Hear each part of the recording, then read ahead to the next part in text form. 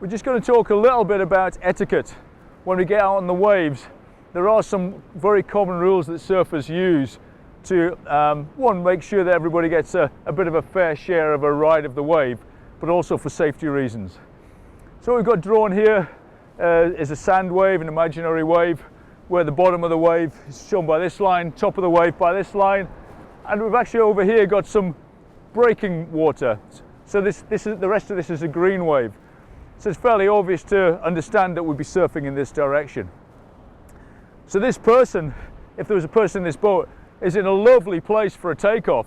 You know, they're right in close to the breaking water in the steepest part of the wave, and they're going to drop down and ride the wave beautifully, I'm sure. If I was the other surfer out in this area, and we were both sitting looking to pick up this wave, and I was sitting in my boat here, then this person very clearly has right of way. And I'll just explain why. Obviously, they're kind of in the best place, so they're most likely to get the longest ride. But it's not just about whose go is it. So I might have been sitting here longest, but I might have been sitting way off to this side, a little bit afraid of that wave maybe.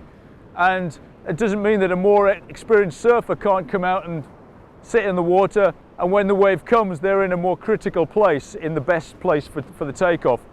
It's still their wave. Hopefully they'll be kind to me every now and again, let me have a wave, but this is their wave, and I shouldn't try and take it. You can imagine it's a very powerful environment.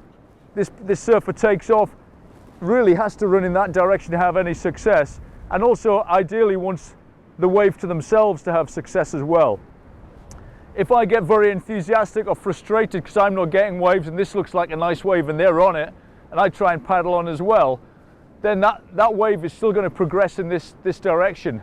The only thing this surfer can do that is safe is to turn their boat completely in the wrong direction and run into the oncoming white to get away from me, because if we both get capsized or anything like that happens, then we're our own worst enemies at that point. You know, these weighty boats will hurt each other. So, to allow this person to be successful, I must give them that wave. If I was paddling for it, and then I notice they're paddling for it as well, and they're nearest the broken water, and this is the end of the wave here, I just chirp your wave, but they know that, and I pull off and I paddle away.